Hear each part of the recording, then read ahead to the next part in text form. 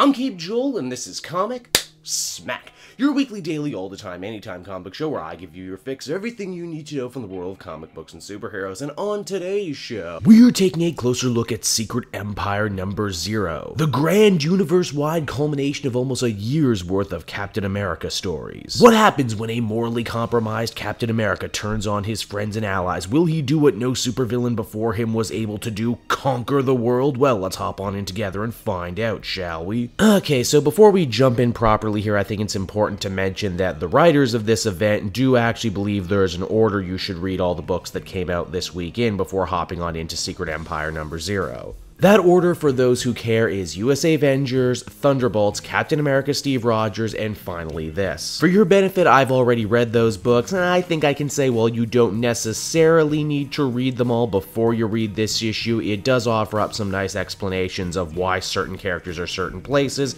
and why certain people don't come to help. What I will say, though, is that this issue opens up with a prologue that actually carries on from the end of Captain America Steve Rogers issue number 16. Eliza St. Clair, aka the new Madam Hydra, has sent Steve to go meet with the Kraken at the ancestral birthplace of Hydra. I gotta say, it's actually a cool little place based in mysticism, and again continuing to further that whole Hydra was originally part of the Thule Society thing they've been running with since this started. It's also here in the prologue where the true insidiousness of the fake memories that Captain America has been given by the Cosmic Cube's star child Kobik are turned up to 11. You see, they tell Steve that he is their Hydra champion, but the allies are coming very close to building a device that would allow them to alter reality through the power of the Cosmic Cube, to make it like Hydra never won the war, to make it like Hydra have been the bad guys all along, and that no matter what, Steve should really be sure to remember that. Because one day he's gonna wake up in a world just like that with memories he feels like aren't his own, but he needs to stay strong and stay the Hydra course. Well, there you go, a justification as to why Steve Rogers never wavered in his loyalty to Hydra from World War II to 2017. Now, it's in the present. Steve Rogers, now the current commander of S.H.I.E.L.D., is being told that everything is pretty much going to hell all around him. It's a giant four-pronged nightmare scenario that threatens to take all of the free world down with it. First up, Carol Danvers, Alpha Flight, and all the rest of the cosmic heroes are out in space trying to repel a major Chitauri invasion worse than the Annihilation Wave. They're all doing the best they can, the new Quasar proving to be a real ace in the hole. Riri Williams, Ironheart, as well as the hologram of Tony Stark are working overtime to try and use Maria Hill's planetary defense shield to save the Earth. But what none of them know is that Captain America actually stole a Chitauri Queen egg, hid it on Earth, and this entire invasion has all been his doing. Now in New York, things are no better. An army of supervillains led by Baron Zemo are attacking the place. Luke Cage, Daredevil, Jessica Jones, and indeed pretty much all the street-level heroes are ready to intercept, but there's a lot of bad guys. Once again, Steve Rogers was behind this as well. Baron Zemo is actually working for him, Zemo also having his personal history rewritten to where now he believes him and Steve were best friends heading all the way back to World War II. Then there's the Sokovia crisis, Hydra forces having taken over the country, and with it their stockpile of nuclear weapons which they're using to threaten Eastern Bloc countries. For this, the bulk of S.H.I.E.L.D.'s forces and other such assets have been sent in to deal with the problem. And yes, once again, evil Captain America was behind this as well. The name of the game, if you couldn't tell, is divide and conquer. Get all the heroes away from each other, tire them out, and then strike when they're at their absolute weakest. Furthermore, putting America in this much danger means the President of the United States instills in the commander of S.H.I.E.L.D. complete and utter authority. Which, if you know your history, this is basically the burning down of the Reichstag moment right here. Cap just made himself pretty much the most powerful man in the world, and now that the trap has been set, he's ready to spring it on everyone.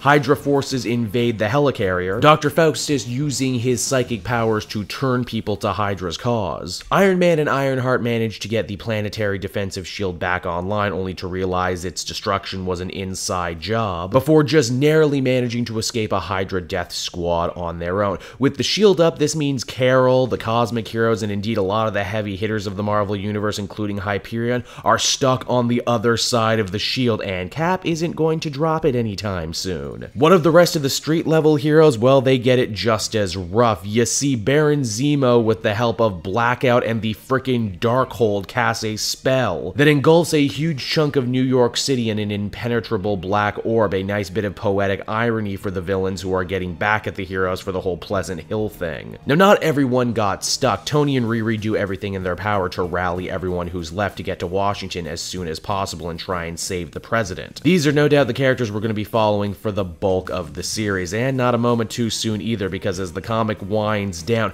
new Hydra helicarriers begin to descend into DC. That was Secret Empire #0, and it was one hell of an opening salvo in this big new event. With all the setup work that Nick Spencer has been doing both in the main Captain America book as well as all the other family of books, it's easy to think of this event, Secret Empire, as something of a magic trick, and issue #0 is the ta-da moment. Personally, I enjoy it because it doesn't waste any goddamn time. It rewards you for reading everything that came before it, adds a bunch of new wrinkles about which in the Hydra Council will remain loyal to Captain America, and more than that, really hits home just how dangerous and evil Captain America is. He was always the best strategist of the Avengers. Now he's lost all empathy and compassion. Now he's a force to be reckoned with. I gotta give this one a 9 out of 10, and I am super interested to see where this is going, especially in a day and age where I think Marvel really needs a good event under their belt after so many stinkers in a row. Well, there you have it, everybody. Secret Empire #0. I hope you liked it. I'll be making a playlist so you can keep up to date on all those new videos, and if you want to go back and check out my Captain America Steve Rogers videos, do that too. And if you can't wait and want to stay up to date on all the new Secret Empire tie-ins coming out, be sure to follow me on social media. You can do that by heading down to the description of this very video and following me on Twitter. And lastly, if you like the work I do on the channel, want to help me out and get exclusive content along the way, there's no better way to do that than to check out my Patreon page. That's right, for just as little as $1 a month, you can help me out, you can help the channel grow, and get to see stuff before anyone else. And until next time, everyone, I've been Cape Joel. Thank you so much for watching, and I will see you in another video. Bye-bye.